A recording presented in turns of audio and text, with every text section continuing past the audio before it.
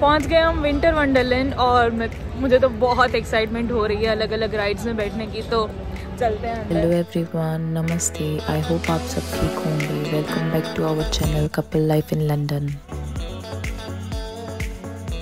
जैसे कि हमने आपको पिछले व्लॉग में बोला था कि हमने मेरा प्री बर्थडे सेलिब्रेट किया था और हम विंटर वंडरलैंड गए थे, लेकिन मेरे बर्थडे वाला व्लॉग बहुत लंबा हो गया था, तो उसके लिए फिर हमने ये विंटर वंडरलैंड का अलग से व्लॉग बनाया। तो आइए चलिए आपको दिखाते हैं।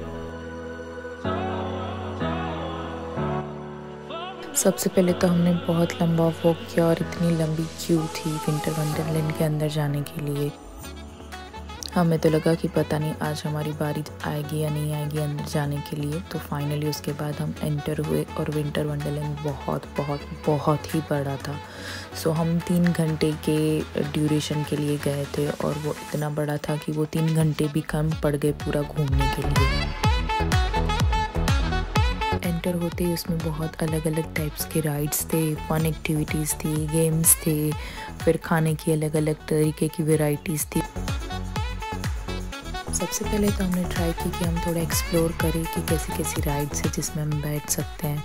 और राइड्स के अंदर बैठने के लिए जो कॉस्ट था वो बहुत ही ज़्यादा था, लेकिन फिर भी हमें इंजॉय करना था, तो हमने ट्राई की कि हम थोड़ी राइड्स में बैठें।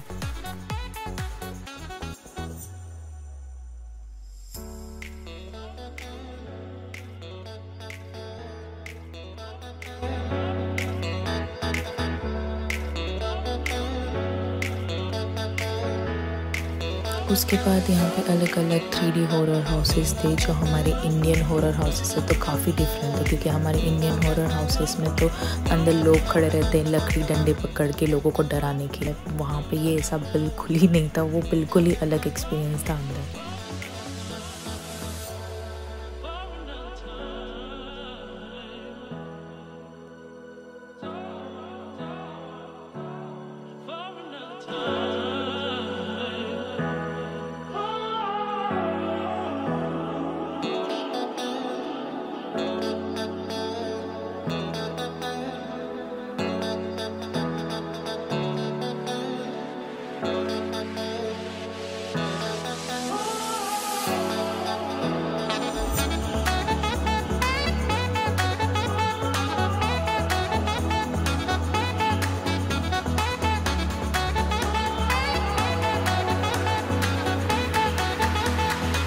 राइड्स में बैठने की एक्साइटमेंट भी बहुत हो रही थी, लेकिन डर भी बहुत लग रहा था उसके अंदर बैठने के लिए।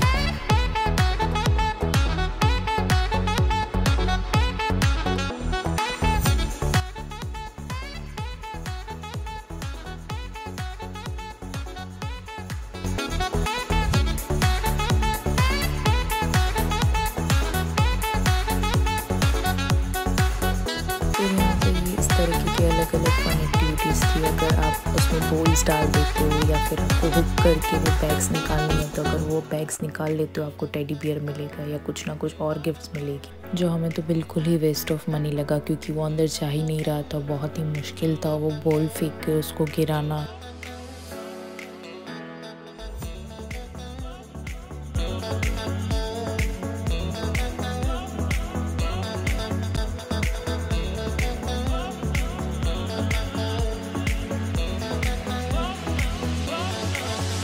अलग अलग 3D आइस माउंटेन और आइस किंगडम करके एक अलग एक्टिविटी एरिया था, जिसके अंदर पूरा बर्फ़ का उन्होंने महल बनाया हुआ था, या पर उसके अंदर की जो डिग्री थी वो -15 थी।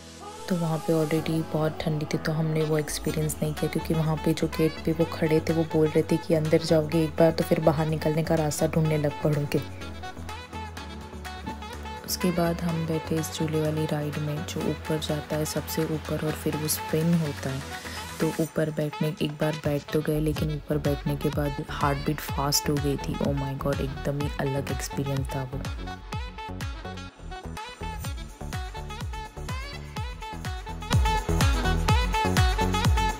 राइड से निकलने के बाद कुछ इस तरीके का हमारा रिएक्शन। अरे मुझे चक्कर आने लगा अब।